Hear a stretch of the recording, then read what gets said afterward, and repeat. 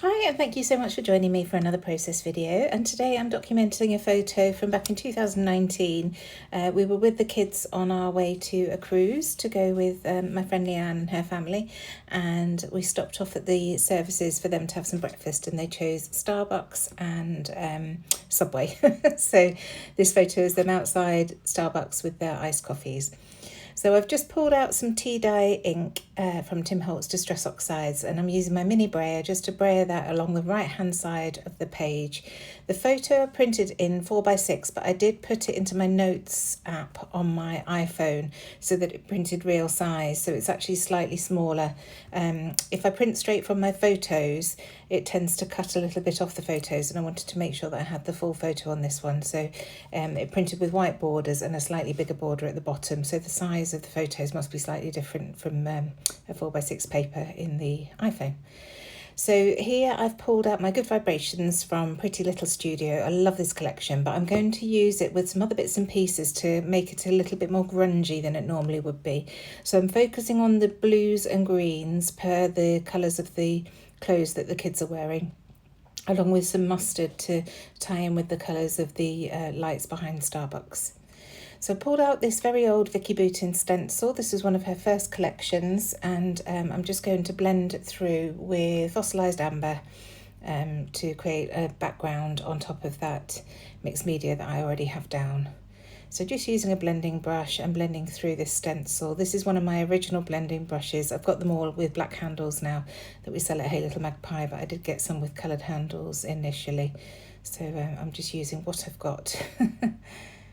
So just blending through the stencil, moving it. I love this stencil because it's a recurring design. It's very easy to move it across the page, line it up, and it looks like it's continual rather than having a break in the design. So just creating a bit of a triangle with the long edge down the right hand side and coming to more of a point on the middle left hand side there, and then that's how the photo is going to sit. The paper's torn at the bottom because it was torn when I pulled that scrap out of the paper pack, so I decided to just stick with that. So now I'm going in with the script background stamps from Hey Little Magpie and tea dye. I think it's tea dye.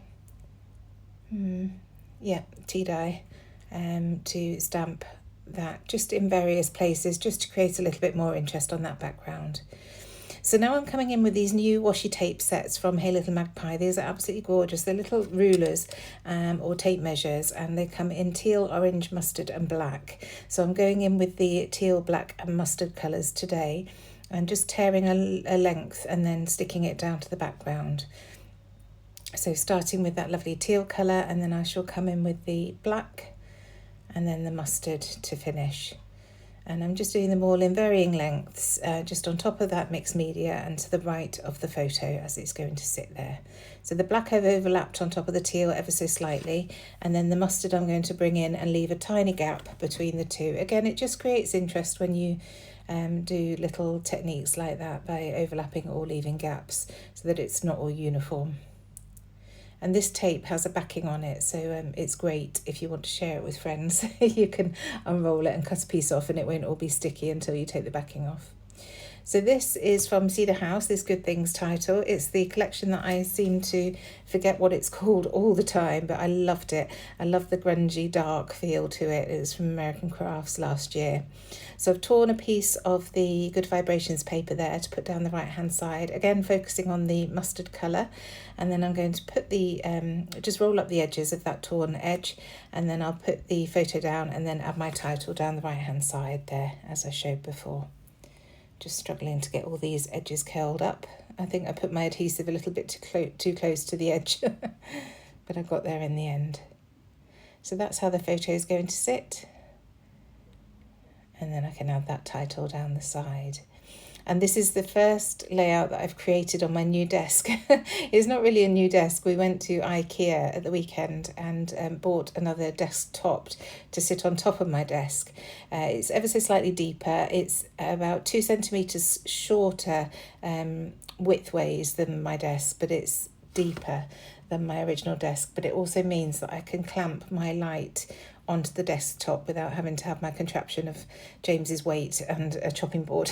So I'm thrilled to be able to do that. It also means that the light will be a lot more sturdy in the camera rig, so it shouldn't shake as I'm doing blending and things.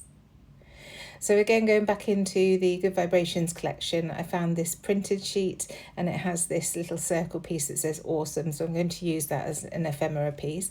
And then before I started filming, as I mentioned in a previous video, if you've been watching me, I am trying to go through older collections, just the bits and pieces that I've got in my drawers when collections have been broken down, and use the bits on those. You can see this sticker sheet is very nearly used up. It's a really old pink paisley one. I think the collection was called Here and There. It doesn't look like that. I can't read it from this screen. You can probably read it more clearly than I can. It's at the top of that sticker sheet. But I'm just pulling out some of the bits on there. The ticket piece says "but first coffee," so that's absolutely perfect for this photo. And then one of our Hey Little Magpie flare badges here that says "Our Family." So I thought that would work really nicely, and it's a black, so that matches the Starbucks coffee sign beautifully. And then I'm just going to come in with some foam pads to add to that awesome circle, just so that I can overlap it on top of the flare badge. And again, it just creates a little bit of dimension. I've already got dimension from the foam title, so I'm just sort of matching that really. I also realised that that little sticker that says captured that I'd taken from that sticker sheet, hanging over the edge of the photo, it did need a foam pad just to hold it up from the base card. So I'm going to come in with my journaling here, and it just says where we were and what we were doing. And then back into the stickers from Good Vibrations to see what else I can add. Straight away I see these floral pieces and I want to add a couple layered above the photo. So I start with the tealy blue and then I add a mustard one. So just trying to keep to the colours that I've chosen so far for this layout. And then in this little sticker sheet, there are just a couple of tiny stars that I want to use as scattering pieces around the edge of the photo. So I had one there next to the flare and then one above the flare, but I do in fact move that shortly, you'll see in a minute. I love these word phrases, really handy, and I just find one that says coffee break. I do try putting it on that stacked lot of stickers there, but it just doesn't work. The red's too bright, so I end up bringing it onto the photo and it looks just fine there. And then another one that says together that goes underneath it.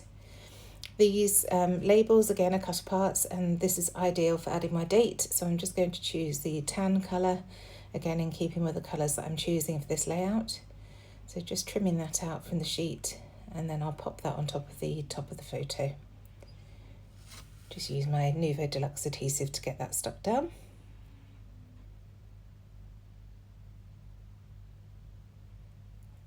And then a few bits and pieces from my drawers. These are the bits and pieces that we sell at Hey Little Magpie. First of all, a little tartan heart and also a little resin dot. I also have this little piece of lace left over from our embellishment kits, so I decided to add that to the top of the photo. So that just sits neatly underneath the very top, and it's just bringing that black up to the top there. And I quickly realised that I need something to the left hand side of the photo. I just feel like it's lacking something on the left hand side there. So I'll go into the ephemera pack and I find this label, and I know that's going to work perfectly, but I just need to peel that star up as I mentioned before, just so that I can get the label in, and then I'll add the star next to it. So cutting the label in half, I'm going to tuck it right in under the photo so only a tiny bit's showing, so I can save the other half for a future layout. I'm just tucking that down underneath that flare badge, just sliding it down, it does go in there, and then putting that star back next to it. I'm much happier with that. I just feel like it fills out that side really nicely. So I've practically lost all of the script background that I'd stamped on the layout, but not to worry, I'm just going to come back in and do exactly the same thing again now that my clusters are built up and I can see it. And then I'm coming in with my hole reinforcer punch just to add 3 of these little hole reinforcers dotted about the page. Now this card that I'm trying to cut through is really, really sturdy and it's a bit too thick for the punch really. Just about get through the third one, but I was slightly concerned that I was going to break the punch. I don't think I'll be using that again. So just bend up the edges of the circle again to create some movement on the page, and then stick those down in the 3 positions that I'd allocated for them. And then I'm going to come in with the black Nuvo crystal drops and just add some dots about the page. And when I've done that, I'm still not happy. I feel like it still needs something else. So First of all, I'm going to come in with my gold watercolour paint and add some tiny gold splatters, just keeping it tight around the photo.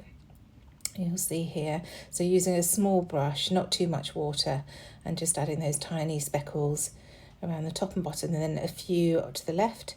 And then I'm going to come in with my Tim Holtz watercolour pencils and using the walnut stain. I didn't want to go as dark as the black, so I just reached for the walnut stain, and again the same paintbrush, and I'm just going to add some little splatters of this in exactly the same spots.